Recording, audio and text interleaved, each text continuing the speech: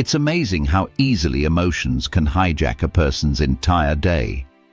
One small comment, one unexpected situation, one moment where someone looks at you wrong and suddenly your mind is holding a full-blown wrestling match with itself. And sometimes you wake up feeling like you're supposed to be some calm, collected, modern-day philosopher, but instead you feel like you're starring in an internal soap opera where every tiny inconvenience becomes a dramatic plot twist. And that's exactly why learning how to take back control of your emotions isn't just a nice skill. It's survival. The world is full of people and situations that can trigger you without even trying. And unless you learn how to stand guard at the door of your own mind, you end up reacting to everything instead of choosing how to respond. That's the real difference between emotional chaos and emotional mastery.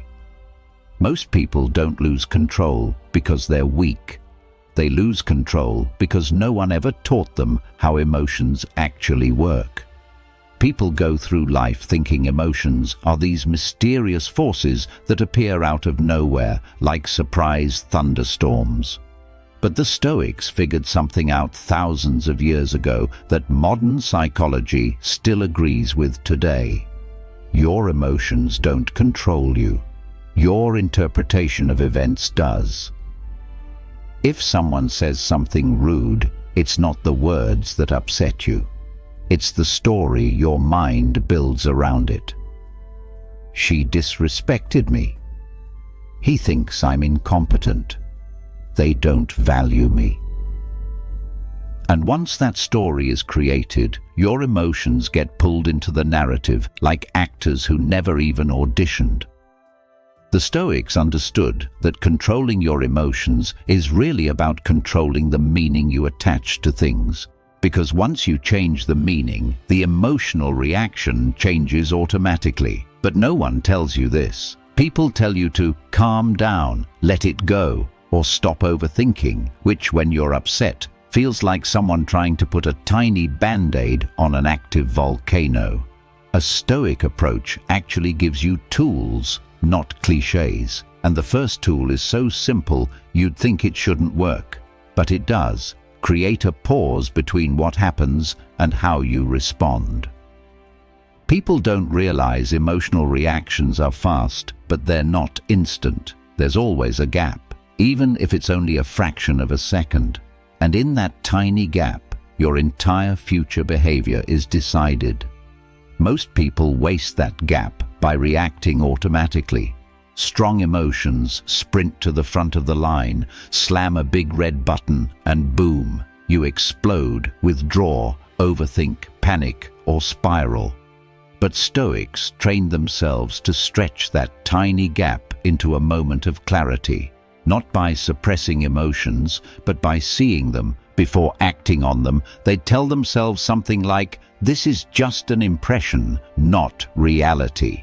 Basically, it's the ancient version of, don't believe everything your brain says in the heat of the moment. And when you look at it like that, emotions become less like dictators and more like loud roommates who shout suggestions you don't actually have to follow. Think about the last time someone annoyed you. Maybe they were loud, inconsiderate, passive-aggressive, dismissive, or simply had the audacity to exist in a way that irritated your soul. The moment it happens, your brain fires up an emotional urge, maybe anger, maybe irritation, maybe anxiety, and normally you'd react. But with the Stoic pause, instead of acting on the emotion, you inspect it. Is this worth my peace? Will this matter tomorrow? Is this a real threat or just an inconvenience my brain is dramatizing? Suddenly, the emotion shrinks.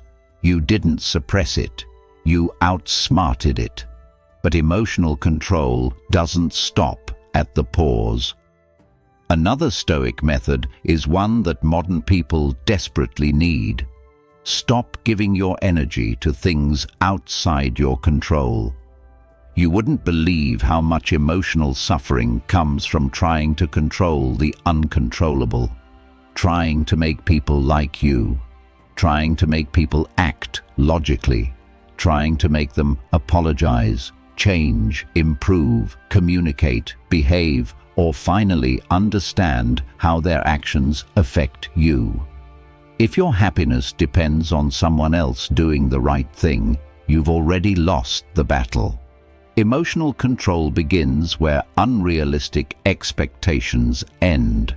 The Stoics separated life into two categories: what you can control and what you can't. Your actions, yes. Your choices, yes. Your words and efforts, yes. Other people's actions, opinions, moods, decisions, or level of maturity, not a chance. But here's the plot twist. Once you stop trying to control what you can't, your emotional strength skyrockets. Because suddenly you're not drained by other people's behavior. You're not trapped waiting for them to change. You're not spiraling over things that were never your responsibility in the first place. You get your power back. Another part of Stoic psychology that hits hard is the idea that emotions grow when you feed them. If you keep replaying a situation, reanalyzing someone's tone, imagining what you should have said, or rehearsing future arguments, your mind becomes a training ground for emotional chaos. But if you deprive an emotion of attention, it weakens. Not instantly, but gradually, the way a fire shrinks when it runs out of fuel. The Stoics practiced something called negative visualization, which sounds depressing, but is actually emotional armor. They would imagine worst-case scenarios, not to stress themselves out, but to reduce the shock factor. Because when you've mentally prepared for difficulty, difficulty hits softer. Your mind becomes unshakable because nothing catches you off guard anymore. You can use this too.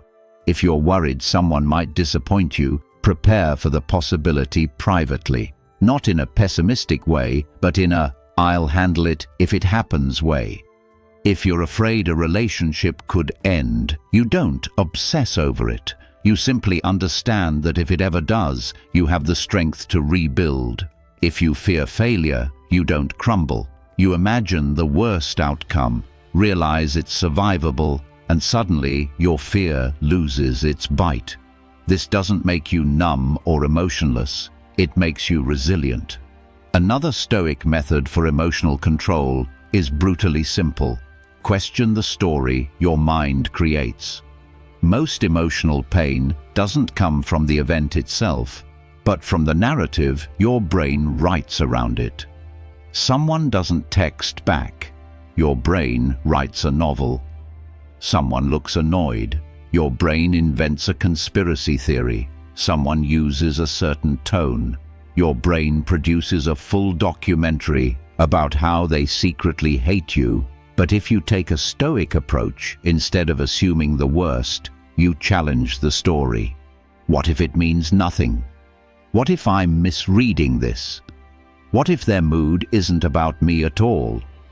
Suddenly, the emotional intensity drops because the mind can't hold on to a strong emotion while simultaneously doubting the thoughts that created it. And then there's the hardest, most humbling part of Stoic emotional control. Take responsibility for your reactions. You can't control everything that happens to you, but you are 100% responsible for the meaning you attach to it and how you respond. The world can provoke you, but you decide whether you take the bait. People can trigger you, but you choose whether to amplify the emotion or let it pass. Emotional responsibility doesn't mean blaming yourself. It means claiming your power. If your emotions are always someone else's fault, then someone else always controls you. But if your emotions are your responsibility, no one can control you unless you hand them the remote. And once you adopt that mindset, everything changes. Suddenly, arguments lose their emotional grip on you. Insults bounce off your self-respect. Manipulative people struggle to provoke reactions from you. Stress stops owning your nervous system. You become the calm one in the room, not because you don't feel emotions, but because you don't obey them. The Stoics weren't trying to become emotionless robots. They were trying to avoid getting dragged around by feelings that weren't serving them. They understood that emotional control is really about emotional freedom. The freedom to choose your reality instead of being ruled by your impulses. And when you realize that your peace is more important than winning an argument, being right, proving a point, or reacting instantly to every inconvenience, you rise above the noise, because the strongest person in the room is never the one shouting, panicking, or overthinking. It's the one who remains steady while everyone else gets lost in their own emotional storms. That's the Stoic way to take back control of your emotions. And once you master it, nothing and no one can shake you the same way again. Do you think it's really possible to control your emotions in every situation, or are there some triggers that are just too strong? Let's discuss.